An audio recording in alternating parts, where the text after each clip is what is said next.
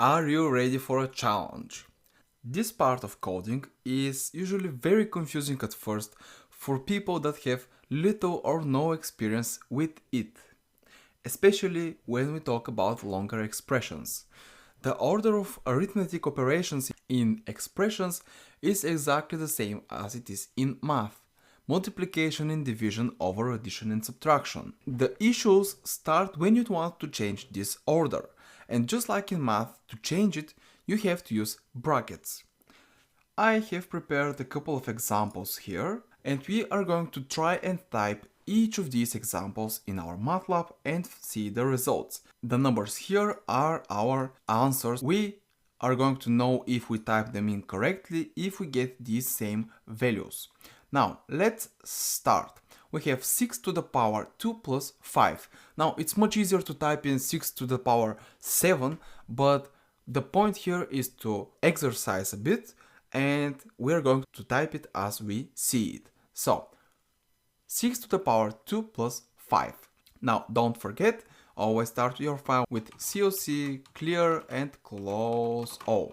Now, let's start with our first example. 6 to the power 2 plus 5. We start with 6 to the power, and since we have two numbers to that power and we want both numbers to be to the power, we have to use brackets. If we directly type it, 6 to the power 2 plus 5, and we run this code, we are going to get the number 41.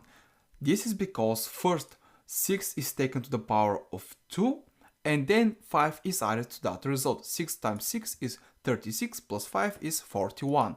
And this is not what we want. This is not our answer here. So we have to use brackets. When we use brackets around the 2 plus 5, we are saying take 6 to the power of 2 plus 5. So we are saying that 2 and 5 go together. If I rerun the code, we get 279936, which is the exact same answer that we have here. Now let's go to the next example. 2 plus 5 divided by 5. We know that fractions are basically division, so the fraction line is division, is a symbol for division. So we have 2 plus 5 divided by 5. Again, if I just type it in, 2 plus 5 divided by 5, and if I run it, I will get 3, because 2 will be added to the result of this division. Since we have no brackets, the normal order of operation will be to divide 5 by 5 and add 2 to the result, which will give us the result of 3. Now, we want to change this. We want 2 plus 5 to be in the numerator and 5 in the denominator of our fraction here. So we're going to use brackets like this. 2 plus 5 in the numerator divided by 5, 1.4. Exactly what we have here. Now let's move on to a more complex example. So we have 2 plus 5, we already know how to do this, and in the denominator we have 5 to the power of 1 plus 2 and subtract 3 from that. So 5 to the power 1 plus 2, alright, and then we have minus 3. What do you think? Is this going to work? I don't think that it's going to work, but let's see. So we get minus 2.944, and this is so far away from our answer. The problem here is that we are missing a set of brackets.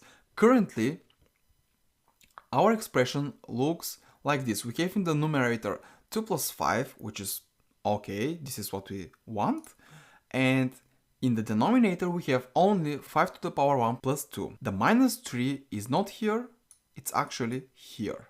So this is what we currently have. To fix this, we need to use brackets around the 5 and the minus 3, and this will make the 5 and the 3 together. So this is what we end up with. We have brackets around this expression. If I rerun it, we get 0.057 something, which is our answer. And finally, a little bit more complex example, which is pretty much the same, with the only difference that now we have 2 plus 5, and 5 is also a fraction, so we have a whole fraction in our numerator, 5 divided by 3 plus 2. So we're going to divide it by 3 plus 2. Again, well, I don't think that I can get you in the same trap again. It's not going to work because we need brackets around the 3 plus 2. If I rerun it, 0.2459. So let's investigate our brackets. We have one set of brackets that is around the whole expression. Then we have another set of brackets that is around the denominator of the fraction here. So this is a bracket. Then we have another set of brackets for the whole denominator of our main fraction here. So these are these brackets here. And we also have brackets for our power. 1 plus 2. To get this right is very important because when we write code, we use brackets all the time.